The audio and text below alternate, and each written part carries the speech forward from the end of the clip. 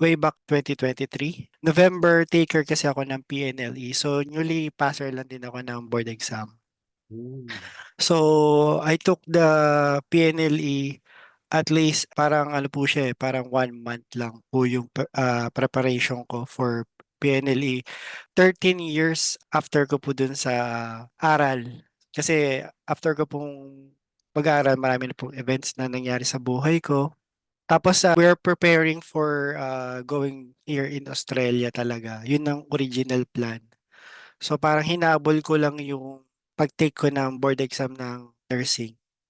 So ayun nga, praise God kasi talagang pinagkaloob niya din yung ano, yung bago kami umalis ng Pinas, pinagkaloob niya na makapasa ako ng Philippine Licensure Nursing Exam.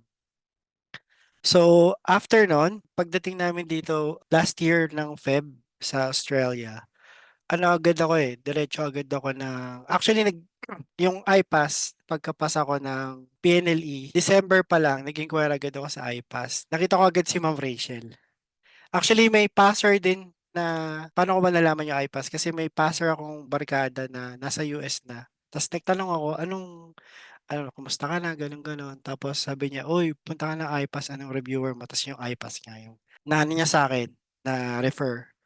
So, after nun, hindi pa ako pumapasa ng PNLE nun. Kumbaga, nag-a-advance na agad ako.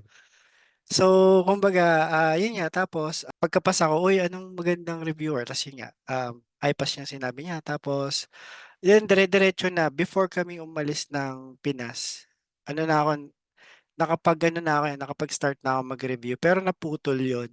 Tapos yun nga, pagdating dito, may parang nagmamadali kasi ako. Yun nga, nagmamadali kasi ako ng time na yun. So, parang sabi ko, gusto ko yung reviewer na 2 months lang, gano'n. So, nag-review ako ng at least 2 months dun sa review. Hindi ko pa talaga tinuloy-tuloy yung iPass. So, sabi ko, yung 2 months baka kaya na ng NCLEX. Tapos, yun nga, sa first try ko, nag-fail ako.